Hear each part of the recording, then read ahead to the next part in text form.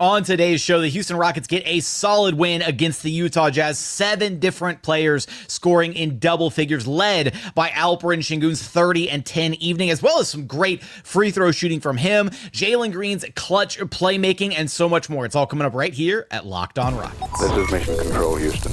Ignition sequence start.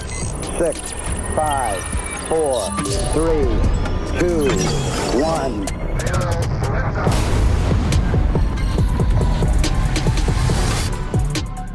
What's up and welcome to another edition of Locked On Rockets, your daily podcast, home for everything Houston Rockets basketball. As always, I'm your host, Jackson Gatlin, native Houstonian and credentialed media member. I'm also the host of Locked On NBA Thursdays. Be sure to follow along wherever you listen to your podcasts or on YouTube. Just search Locked On Rockets, where the best way you can help us grow our show is to listen every single day on a podcast platform of your choosing. Like, comment, subscribe on YouTube. Also check out our Locked On Rockets newsletter. Would sincerely appreciate all of that support. Now, today's episode is brought to you by 5 Hour Energy. Head to 5hourenergy.com to find over 15 flavors to choose from. Need one now? Grab a 5 Hour Energy shot at your local grocery or convenience store. Stock up today and stay energized. And as always, thanks so much for making Locked On Rockets part of your day every single day, whether it's on your way to work, on your lunch break, in the gym. Thank you so much for being an everydayer.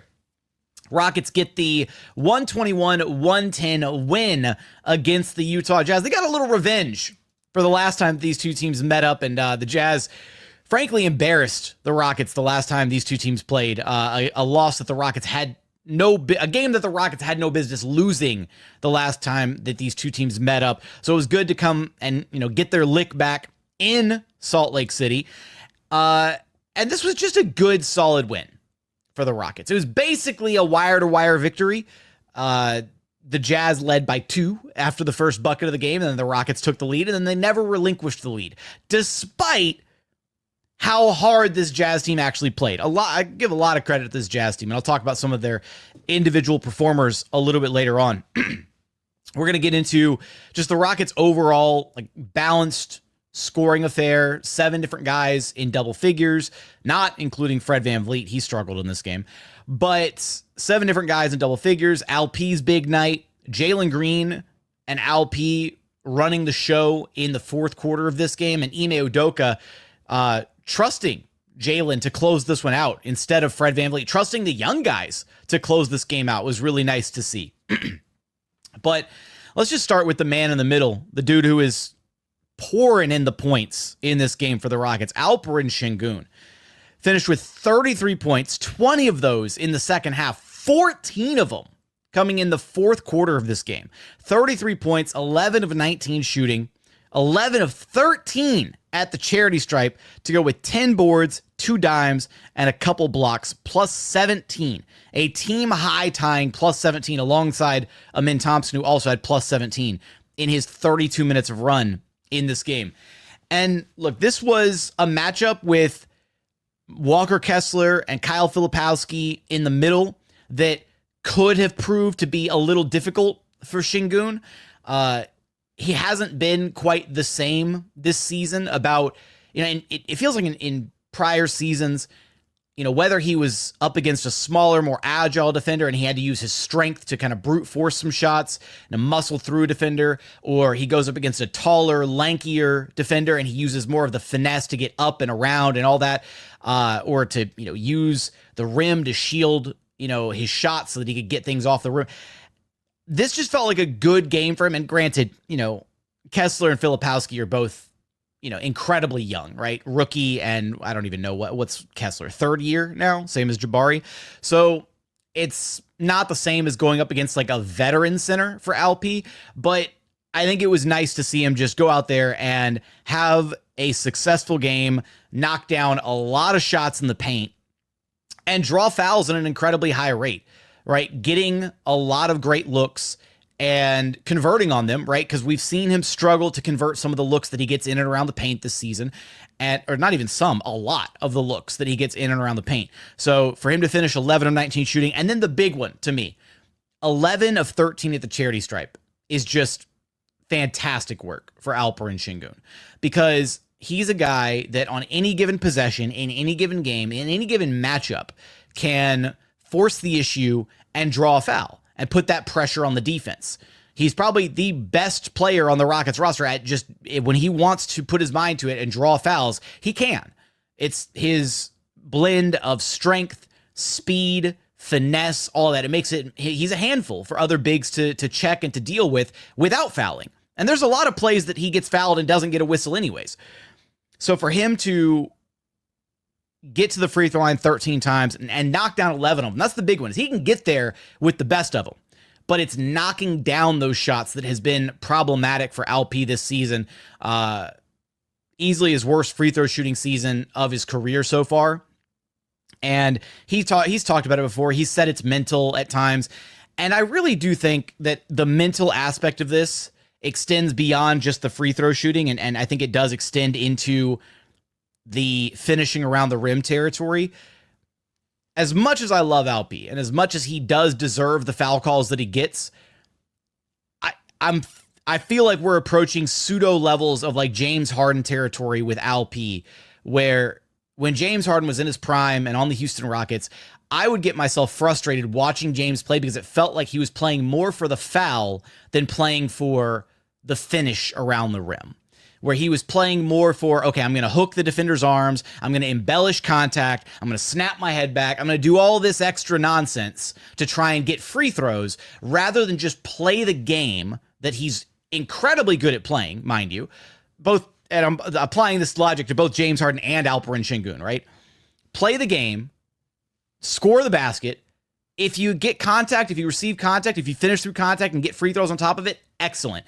But I think there's been a tendency in Sengun's game this season in particular to focus on fishing for fouls and subsequently getting frustrated with the officials when he doesn't receive a foul call, right? Every other play, you see LP throwing up his arms and looking at the officials like, where's my foul? And I get it. It's frustrating when you do get fouled and you're not receiving the benefit of the doubt with the whistle. But at the same time, I think there is a mental component there of just forget about the officiating, forget about drawing fouls, forget about all that. Just play your game. And it felt like Sengun did a good job of kind of both of those things in this game, right? Playing his game, attacking, getting solid quality post-ups, finishing great, when he was rolling to the rim, he had some great connection with Jalen Green, especially in the fourth quarter. I want to talk about that and Jalen's playmaking here in just a moment, the two-man game between those two guys to kind of close this game out.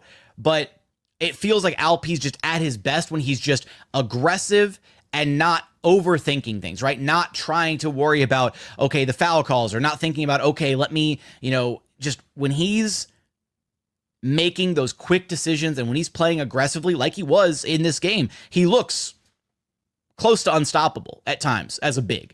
And I saw the NBA.com like updated MVP tracker, and Sengun has been flirting like with the top 10 of the MVP tracker all season long. Like he's been like in and out of the top 10, like floating, like, I think the highest I've ever seen was like 8 or 7 maybe, and in and out of that top 10 all year long. And I've said it before, but if Sengun had last year's efficiency or, finishing shots around the rim and whatnot to go with all of this year's additional metrics, right? His rebounding, his playmaking, his defense, all that stuff, he would absolutely have to be a top 5 MVP candidate because he'd be averaging 25 or 26 points a night with 10 and a half rebounds to go along with 5 assists. He would be a legit 25, 10 and 5 guy. And that on the 2 seed in the Western Conference, the 4th best team in the NBA, would have had him absolutely smack dab in the middle of the MVP conversation for this season. So it's disappointing that he's struggled with it so far, but it was good to see him have just a solid, effective night against the Utah Jazz team with not one, but 2 big guys trying to man the middle and trying to slow him down. So just a really good, high-quality, effective game from Alperen Sengun. Coming up, I want to talk about the playmaking, especially down the stretch from Jalen Green, how the Jazz would not quit in this game and actually made it a close game near the tail end of this one. Just wouldn't go away. Talk about Amen Thompson's return to action, as well as the balanced scoring approach from the Rockets and any additional thoughts we've got on this one. We're going to get there in just one moment. first, today's episode is brought to you by 5 Hour Energy. Look, daylight savings snuck up on us. Again, it feels like it happens every year. And if you're feeling like you lost that hour of sleep, 5 Hour Energy has your back. The extra sunshine means more time for fun, but sometimes you need a little boost to power through your day. Whether you're staying up late watching the NCAA tournament or watching Rockets games, there's some West Coast Rockets games coming up here in just a minute, squeezing in a round of pickup after work, or just trying to keep up with your busy day, 5 Hour Energy gives you that quick, refreshing pick-me-up whenever you need it. With longer days, it's awesome to be able to get outside, enjoy some more activities, have some more time for myself in the day, and 5 Hour Energy is that quick pick-me-up to make sure that I can get through my day whenever I need it. Head to 5hourenergy.com to find over 15 flavors to choose from, including watermelon, blue raspberry, and peach mango. Watermelon's the best one, by the way. You can even build your own 12-pack or 24-pack delivered right to your doorstep. Need one now? Grab a 5 Hour Energy shot at your local grocery or convenience store. They are everywhere. Stock up today and stay energized. And continuing on here at Locked On Rockets, your daily podcast home for everything Houston Rockets basketball. All right, let's take a look at how the Jazz actually made this thing a bit of a game at the end. Again, this was more or less a wire-to-wire win for the Rockets, but this wasn't exactly like the cleanest of games. And this comes down to, right, the Rockets have that unfortunate tendency at times to, play with their food a little bit, to not necessarily take care of business against lesser opponents, kind of playing down to the level of their competition. Now, again, they did a much better job in this game than they did the last time these two teams met up in containing certain guys, right? Limiting guys. Now, Colin Sexton didn't play the last time these two teams played, and he was largely effective in this game, led the way for the Jazz with 21 points, but it took him 20 shots to get there, so not great efficiency from him, although he did hit a really big shot late in this one with about 3.5 minutes to go to pull the Jazz within a one possession game. They cut the lead to 105-102 off that Colin Sexton 3. And the Rockets were able to respond with a little 6-0 run. And this was,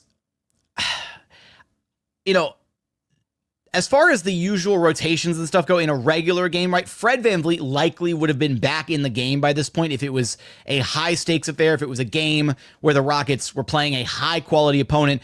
But instead, Ime Udoka had Jalen Green running the show down the stretch of this game.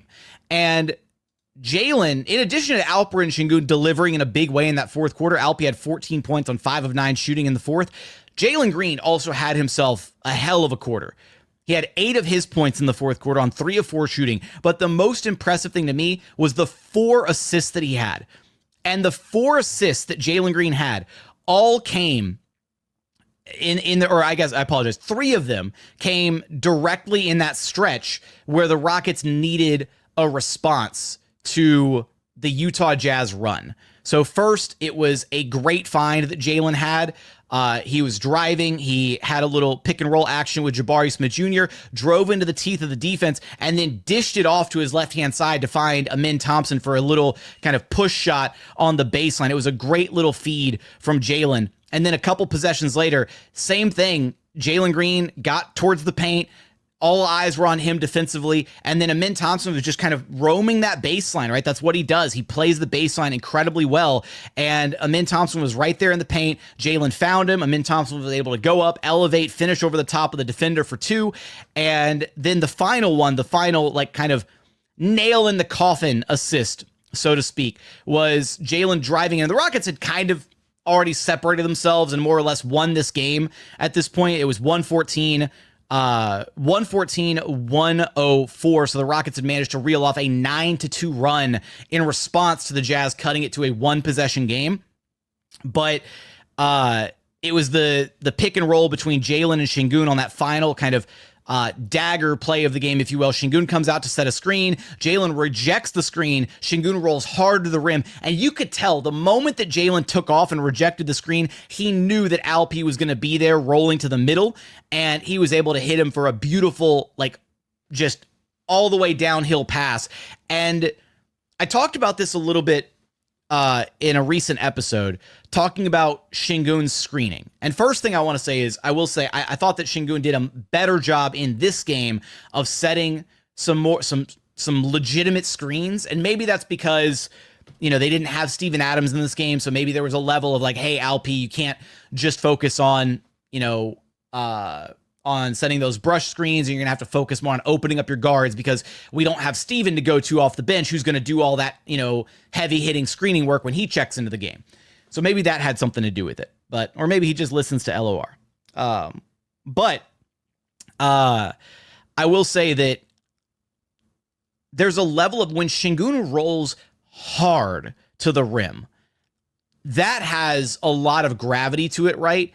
And when Jalen is the one with handling the basketball, and Jalen's such a dynamic threat to get downhill, to score in the mid-range, to drive and finish at the rim, Jalen attracts so much attention. Like on that final play, that final two-man play between Jalen and Sengun, Jalen rejected the screen, and Filipowski like had to direct so much attention to Jalen to make sure that he didn't get something super easy at the rim. And that's the kind of attention that Jalen draws as a primary ball handler. And for Sengun to be able to play off of that, right, and to play aggressively off of that, to be able to dive towards the rim the way that he did on that possession is really effective. I feel like we haven't seen as much Sengun like truly on the roll straight from point A to B all the way to the rim as much as we probably would like to see this season. It feels like a lot of his pick and roll plays end up with him in the short roll and catching the ball around the free throw line or, you know, free throw line extended area, and then have him having to create something for himself or settle for that mid-range shot rather than just rolling all the way to the rim and relying on his playmaker, whether it's Jalen, whether it's Fred, whether it's Amen, to get him the ball where he can then just take one or two steps and go up for a dunk, right? And that would make Sengun's life a lot easier as well, so that he doesn't constantly have to just worry about creating for himself, right? Keeps the defense on their toes. And again, I think a big part of that, not necessarily with this example here at the end of this game, because again, Jalen rejected the screen, but Sengun was in position to set a good hard screen if Jalen wanted to take it. And I think that's step one, is you don't want to play it one way all the time, right? You don't want to always set brush screens. You also don't always want to set hard screens, right? You want to mix it up a little bit to keep the defense on their toes. Jalen and Sengun together as a dynamic duo should absolutely be the backbone of this Houston Rockets offense. And it was great to see Ime Udoka, you know, rather than, you know, break glass in case of emergency. Oh my God, the Jazz are making a run for it. Oh my God, it's a one possession game. I got to get Fred back out there, right? There's none of that. It was, you know what? I'm going to let the young guys take care of it. I'm going to let them close this one out. And Jalen and Sengun delivered. They took care of it. They scored 22 points there in the fourth quarter, 22 of the Rockets' 32 points in the fourth quarter from their star duo. And again, a lot of great execution down the stretch of this game from Jalen, running the offense, controlling the flow of the game, all of that stuff. And Amen Thompson had the buckets in there as well, which were not exactly easy buckets, right? They were some tough buckets for Amen Thompson floating that baseline. So just thoroughly impressed with kind of how the Rockets were able to close this one out. They didn't let the offense dry up at any point. They also, it wasn't the best defensive performance for the Rockets. You know, anytime you let a team go, you know, score more than 100 or break 110, you know, it's probably not the greatest defensive performance in Ime Udoka's book. In fact, I think there was the Rockets had they had multiple sizable leads at points. They had like a 14-point lead at one point in the first half. They had a 15-point lead at one point in the second half, and they just kept letting the Jazz get back into it. Like at no point did the Rockets just really put their foot on the gas pedal and try to, you know, get out in front by 20 plus, 25, whatever, and really build that lead. It felt like their defense really let up. There were stretches. There was that stretch to end the first half, man, where the Jazz reeled off like it was like 2 or 3 or 4 threes all in a row to close the half, and they just gave up. And they were just giving up wide open looks at the end of the half. They fouled multiple 3-point shooters in this game, and that was unbelievably frustrating to witness. So even though they didn't let Keontae George burn them for a 30-piece in this game, they let Sensabaugh score 17 on 5 of 5 from downtown in this one. He was unconscious shooting in this game. Look, they did enough to get a win. It's a solid win, and it was one of the last remaining games. Literally, the Rockets have one more game against the Utah Jazz, and that's the only easy game left that they have on the schedule. That's it. There's nothing else that they got going on. Everything else is against a hard, a difficult playoff tier opponent, teams that are all going to be vying for seeding. It's going to be a mess, an absolute gauntlet to close out the schedule for the Rockets. So they need these wins while they can get them. They're at 48-26 on the season. And yeah, so good win for the Rockets. Coming up, I want to get into I think I got a couple other final thoughts that I want to share in this game. Talk about Fred's struggles in this one, as well as kind of Amen Thompson's return to action as well. Going to get there in just one moment.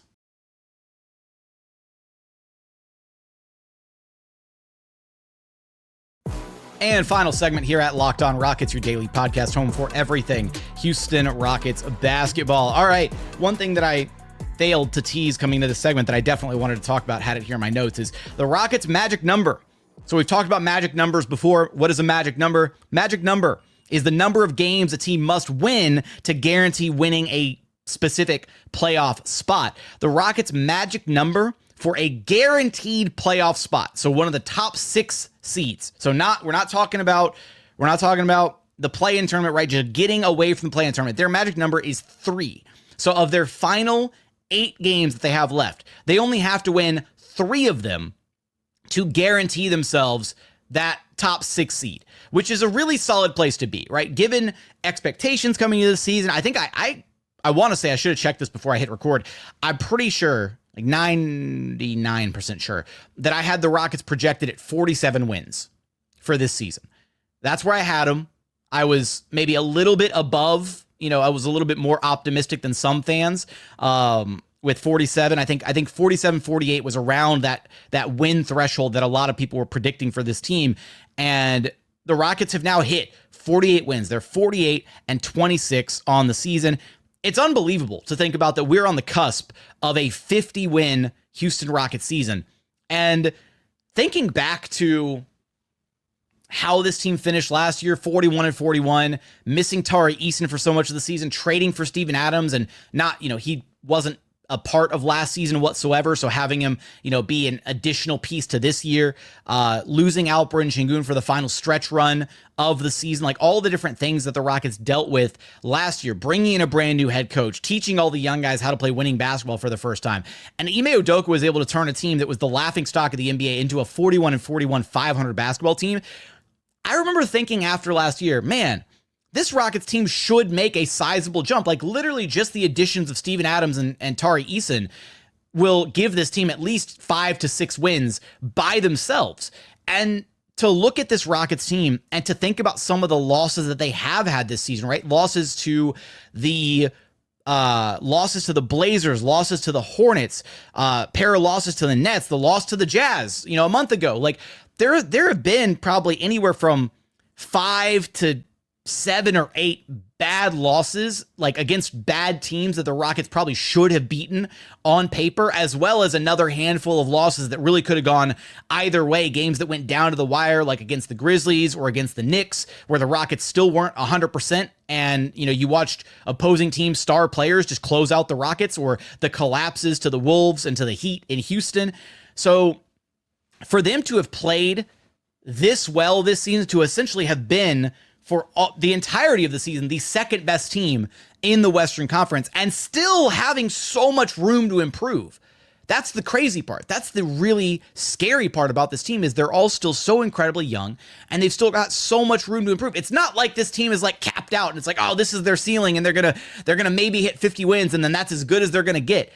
No, this isn't some over the hill veteran laden team that managed to squeeze blood from a stone and play, an unbelievable brand of basketball this season, and then they're going to come back down to earth next year. And it's not some team that magically overachieved. The Rockets have an identity and a style that will continue to persevere. It should work very well in the postseason, and it should work very well carrying into next season, right? As the young guys get even better and get even older and more mature and more sure of themselves in their games.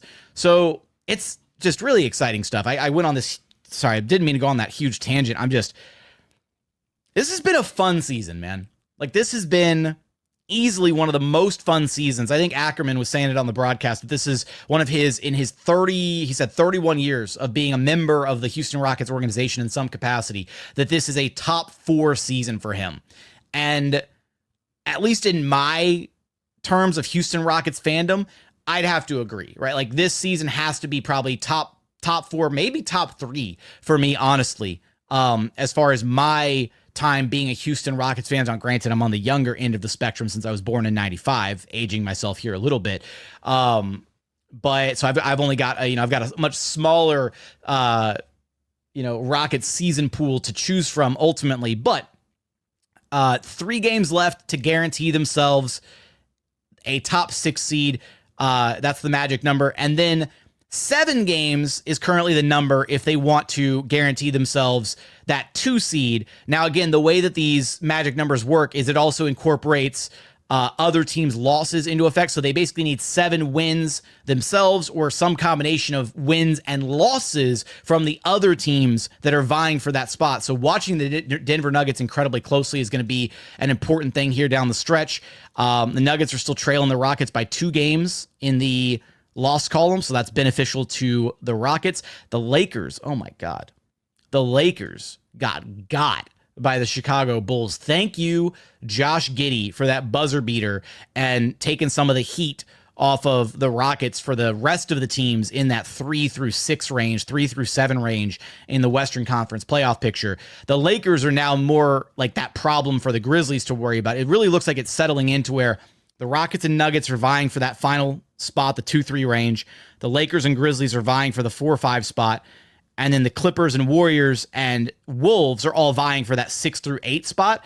And then in some capacity, you've got the Kings, Mavs, and Suns in those final 3 spots, the 9, 10, and 11 spot in the Western Conference. So if the Rockets just take care of business, pick up a couple more wins, and then the big one is going to be beating the Denver Nuggets at the end of the regular season, they're going to be A-okay. And they'll be able to have that 2 seed and have home court advantage against everybody except for the OKC Thunder in the Western Conference playoffs, which is a huge get, again, for a team that plays much better at home than they do on the road. Not to say that they struggle on the road, but still, home court advantage is always nice, especially for a young team. Now, a couple other things that I wanted to highlight here from this game. Fred VanVleet, rough shooting night. 4 points, 1 of 10 shooting, 1 of 7 from downtown. Did have 6 assists and a couple turnovers, was still a plus 11 in his 34 minutes. What's really funny about this Rockets team is, like, even when the eye test said that Fred has been awful, the advanced numbers still suggest that Fred has been transcendent for this Rockets team and that he does a fantastic job, kind of shepherding this team to where they need to go. And I really think so much of Fred's impact goes beyond the scoreboard and beyond the box score, where just having him around, just having him out there on the floor, that reassuring presence, all that really helps this team at times. And so even though he had, by his standards, a really bad game, it didn't matter, right? And the Rockets had more than enough contributions across the board in order to pull this one out. Again, 7 different guys scoring in double figures, Jabari, Tari, and Jock all in double figures off the bench. The rest of the starters, not named Fred, having solid performances across the board. But the Rockets are also really good when Fred does score the ball. And I think that's the thing that people need to remember is, yeah, Fred is prone to having some of these games where he's got these off shooting nights. And if these happen in the playoffs, it's going to probably be a different story. Like, unfortunately, hopefully Fred can get these games out of his system ahead of the postseason. But the Rockets are equally as unbeatable when Fred VanVleet scores, when Fred VanVleet scores 20 plus, the same way that they're unbeatable when Jalen Green scores 30 plus. So as a quick refresher, when Jalen goes 30 plus, the Rockets are 11-1. When Fred VanVleet scores 20 plus, the Rockets are 12-2. So it's the Rockets' recipe for success. And I don't know how many times I've said it this season.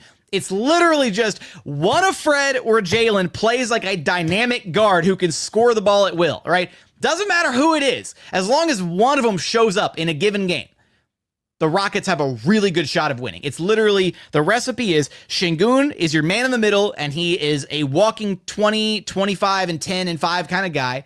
He's been consistent, the finishing notwithstanding.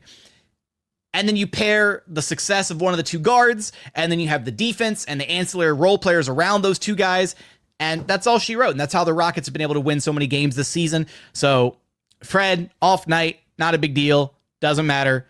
Can't have those games in the playoffs, though. And I do trust Fred tends to be the kind of guy, though, that is a playoff riser, has been a playoff riser in his career, and has been a guy, Steady Freddy. The nickname's there for a reason. He's known for hitting big shots. He's known for showing up in those clutch moments. And so I'm not worried about Fred. I'm not worried about him bottoming out in the playoffs or anything like that. And worst case scenario, if the Rockets get to the playoffs and Fred looks absolutely washed and the Rockets need somebody else in that spot, they've got a team option on his contract and they can figure out whether they want to pick it up, decline it, trade him this offseason, do whatever. But the stretches that we're seeing where the team played without Fred, they had some bumps and bruises in the road, but I think it was a good learning experience for them. And again, to see Ime Udoka trust Jalen and Alp and the other young guys to close out this game without worrying about going back to Fred in this one, I think speaks volumes about the confidence that he has in Jalen as the primary initiator and the guy leading the charge and making those decisions down the stretch of a given game. Couple other things from this one. It was great to see Amen Thompson back in action. 15 points, 10 boards, 5 assists, 2 steals, 1 block, 7 of 11 shooting. Just doing Amen Thompson things. Him and Tari Eason were just absolute nightmares in this one. Just blowing stuff up defensively, getting stops, doing what they do. Everybody was aggressive on the boards. Amen Thompson had 10. Jabari had 10 boards off the bench. Tari along with 6 rebounds. This is just a solid win. It was a good, solid win by the Rockets. And they'll have one more chance to add another win to the win column against the Utah Jazz at home this upcoming week after the road trip. And then it's the gauntlet, man. And then I don't even know. You know what? That's where I want to leave things off. The Rockets have the rest of their schedule this season. They've got the 8 remaining games. Of those final 8, I want your record prediction for the Rockets. What do you think they go over the final 8 games? What is your record prediction? I'm going to say they go 4-4. I'm going 500 right down the middle. I think they're going to beat Phoenix. I think they are going to lose against LA in this first meetup. I think they're going to beat Utah. They're going to beat OKC, then drop Golden State and the Clippers games, and then beat LA. And I wanted to say, no, you know what? I'm going to say 5-3. They're going to beat Denver at the end. I think there's going to be a lot of marbles riding on that game, and the Rockets have shown that they're able to wake up and play for big games. I'm going to say 5-3. So I think they finish at 53 wins. That's going to be my final call here. I want your final prediction for the Rockets' remaining 8 games. Let me know what you think they go over these final 8 games. Give me your prediction. Give me your final record prediction. All that good stuff in the comments. Remember, the best way to help us grow our show, listen every single day on a podcast platform of your choosing. Like, comment, subscribe on YouTube. Check out the Locked On Rockets newsletter. But as always, thank you so much for watching. Thank you so much for listening. We look forward to having you back right here at Locked On Rockets, your daily podcast home for everything Houston Rockets basketball.